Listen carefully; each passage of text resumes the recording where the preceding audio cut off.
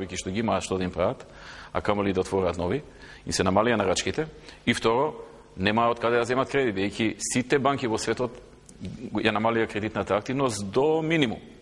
Така што тие се јавија и кажа, ује, гледате што се случува, ние не можеме во овој период да инвестираме.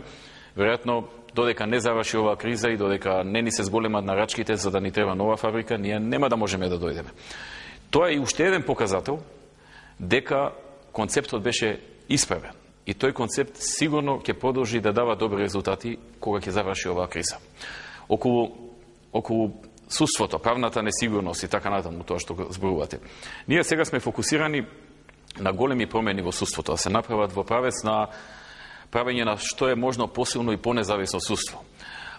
Освен што испративме еден закон во парламентот за Академија на суди и обвинители, измени на закон за каде што се бара многу повисоки критериуми за да некој воопшто влезе на академијата. Значи се бара да има повисок просек, да познава одлично англиски јазик, да положи неколку тестови, стручен тест, да положи психолошки тест, да положи тест за интегритет. Тоа се во ред критериуми, ќе се вметлат и некојаш критериуми да не е партиски определен. Знаете што, секоја држава гледа личноста да е со силен интегритет, тестови за интегритет има во Америка, психолошки да е силна, тестови за психолошки има, например, во Холандија, стручно да е подкована и, да речеме, да познава англиски јазик, бидејќи тоа е веќе јазик на кој што цел се зборува. Така што, ние не можеме некој да го сопреме само затоа што е симпатизер, поддржувач или бил член на некоја партија, да не може човекот да оди напред, да се квалификува. Но, што е поентата? Поентата е да изградиме систем, да не е па тоа причината за да он оди напред. Да не е причината партиската активност. Еве сега ќе ви кажам друго. Освен овој закон, подготвуваме редица закони, закон за судови и други. Тие веројатно негде во мај и јуни ќе се најдат во парламентот, со кој што? Кога ќе станете судија, например, ќе ги поминете овие академии, сите овие тестови и така натаму. Кога ќе станете судија, морате да станете само на основен суд. Не може директно некој од адвокат или од било што, директно во апелационен или во врховен. Значи, мора прво во основен, 5 години најмалку да се биде, за да може некој да оди во апелационен. Кој ќе отиде во апелационен, мора 5 или 8 години да биде таму, за да може уврховен. Второ, цело време судскиот совет ќе ги мери перформансите на судиите и според тоа кој има најдобри перформанси, кои што ќе се бодираат и кои што ќе може секој судија сам да си ги израчуна и неговите и на другите, ќе може да се квалификува за одење нагоре. Тоа ќе видат по квалитет, број на предмети кои што не се поништени, односно кои што се поништени. Значи, ако има огромен број на предмети што му ги поништуваат, 50% од предметите по горните судови му ги поништуваат, не може он да се квалификува понатаму. Второ, квантитет, број на изработени предмети. Бидејќи може да се случи некој само 5 предмети да реши, добро да ги реши, ама други 150 му седат во фиока. Значи, и квалитет, и квантитет. Трето, сложеност на предметите и уште неколку критериуми според систем, според кој што ќе се бодира.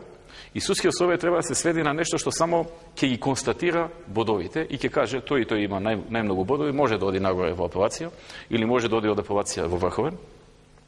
И тука сакаме да елиминираме партиски влијанија независно кој е на власт. Да. Значи сака да кажете дека тој систем ќе ги исфрли сите оние фрази ваморизација или политизација, сензација на судство, на суди, наши суди, ваши суди. Сега некој и да е способен да ги положи најдобро сите тестови. Ако го знаат во градот дека бил за СДСМ или за ВМРО, сите мислат дека заради тоа тој станал судија. А може би човекот е стварно со капацитет. Затоа треба да има јасни критериуми со меѓународни тестови. Значи, овие психолошките и за интегритет на личност нема да ги правиме тука. Ние туку ќе бидат лиценцирани од меѓународни агенции.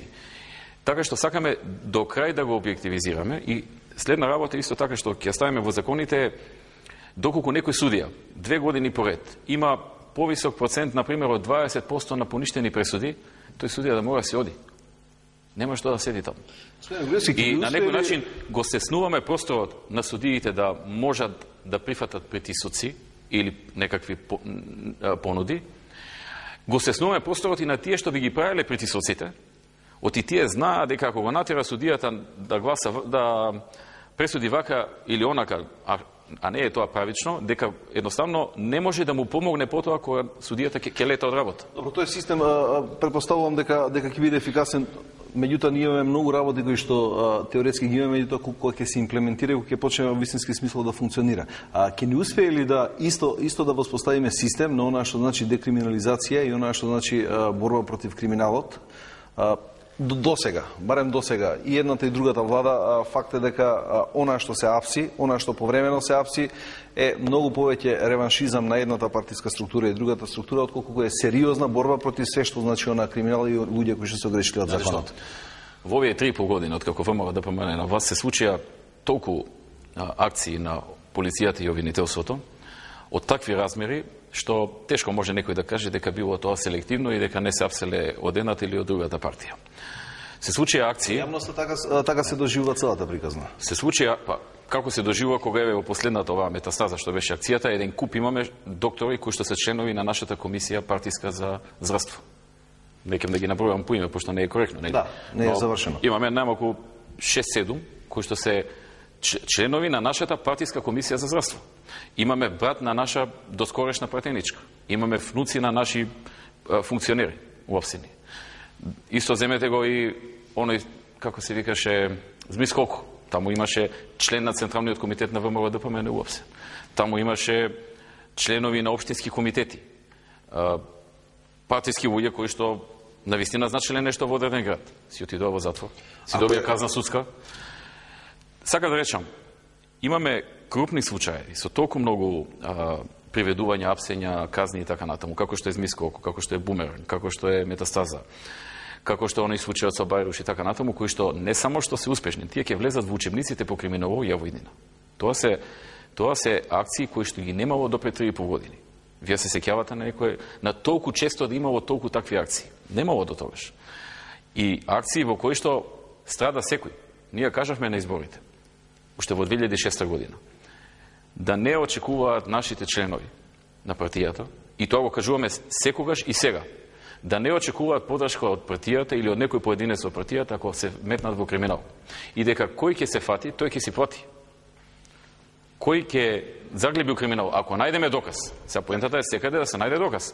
Инаку јас знам дека има многу во секоја земја, па и во нашата криминали, за кои што не се обезбедува се уште доказ и можеби има незадоволство зашто не е решен. Но таму каде што ќе се најде доказ, нема мрдање. Но, ако е така, тогаш јас немам одговор зошто кога искочи целата приказна од СДСМ околу, нели, вие постојано се обвинува СДСМ за криминална приватизација, откако исто и целиот овој пакет дај да расчистиме со приватизацијата, во првиот момент вие бевте против. Не бевме против. Ние кажавме дека ние прво го прифативме предлогот. Јасно, вие денеска кажувам, предлогот го прифаќаме, нека влезе во уставот. Но укажавме на тоа дека сите правници што ги консултиравме, а не консултиравме било какви, значи консултиравме универзитетски професори, истакнати правници и така натаму. Суди, некои што ги познаваме, ги прашавме што мислите за ова, дали ова применливо. Не, абсурдно беше криминална приватизација и ВМРО кој што сака да ја спроведе вели не. Не, видите како сакаме да ја спроведеме. Но ни укажа дека се работи за трик, се работи за блеф, за нешто што ако се стави во уставот е неприменливо. Што е трикот? Прво е неприменливо во самиот текст што беше напишан, па сега гледам се да сама го преправа нешто. Второ е неприменливо затоа што секој кој што извршил некој кривично дело одговара според законите и уставот кој што важеле во времето кога делото е направено. И оној момент кога ќе го дадете на суд, тој ќе се повика на тоа. И ние видовме дека се работи за политички трик во кој што Бранко Царинковски сака да каже: еве луѓе, јас сум чист, затоа предлагам ова ревизија, да дојде ситуација ние да го прифатиме, да почнеме да го имплементираме и да не можеме никого да казниме, затоа што секој на суд кој ќе излезе ќе си го каже тоа што има да го каже, односно тоа што предмалку го кажав, и понатаму е тоа несправедливо. Меѓутоа, по неколку дена видовме дека ова тешко може да се искомуницира со јавноста, дека јавноста не може да не разбере што зборуваме, не се сите правници. И одлучивме, рековме, добро, ќе го прифатиме, неприменливо, но ќе го прифатиме со тоа што укажуваме дека правниците, најголемиот дел од правниците кажаа дека тоа е неприменливо. Наша обврска е тоа да го кажеме, бидејќи утре кога ќе треба да го спроведиме, наша одговорност е да го спроведиме. Не разбирате? Дека целава приказна ќе се сведе на парада? Јас кажав, се работи за трик и за блеф. Кој што го прифаќам? Значи, за да не испадне дека ВМРО ДПМН нешто не сака, се плаши и така, го прифаќам. Тоа е. Како што ги прифаќаме, сега почна и други еден куп иницијативи. Гледам председателот на Собрание на Република Македонија Велјановски даде иницијатива пред некој ден кривичните дела кои што се од делот на кршење на меѓународно ембарго, исто така да рокот да не застарува. Океј, значи сега се што ќе доаѓа ќе прифаќаме, меѓутоа укажуваме дека тоа е тешко, односно несправедливо.